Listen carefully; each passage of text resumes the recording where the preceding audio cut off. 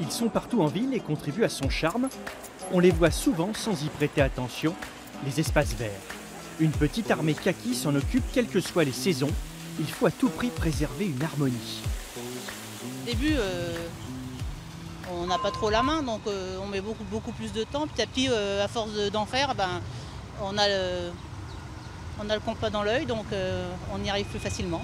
C'est vous qui coupez les cheveux dans votre famille? Non, pas du tout. Alors là, je veux pas d'histoire chez moi. En tout, 110 personnes sont dédiées aux espaces verts sur Orléans.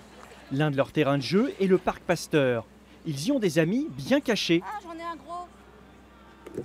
Le ver de terre est en effet utile. Il permet d'aérer le sol, pratique avant les plantations hivernales. Là, je prépare le terrain pour qu'il soit meuble. C'est-à-dire, parlez-nous du terrain, comment il Alors qu'il soit mou, si vous voulez, préparé.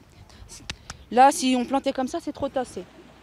À l'image de ce qui est fait dans ces parcs, Orléans a banni l'usage des traitements chimiques. Cela veut dire plus de tâches à réaliser pour les équipes, notamment le désherbage.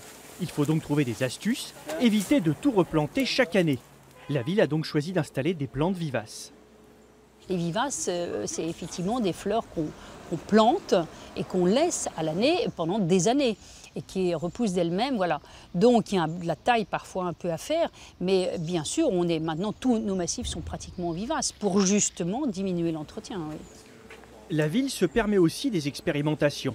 Elle aide les particuliers à installer des petits endroits de verdure. Exemple, le sol devant ce mur a été aménagé. C'est un petit décaissement. Et puis alors, il n'y a pas toujours les plaques ici. Hein. Là, c'est parce qu'ils ont choisi en fait d'avoir du grimpant. Mais ça peut être totalement en terre. Et les gens font vraiment pousser tout ce qu'ils veulent. On peut être sur du développement de l'agriculture urbaine, les incroyables comestibles.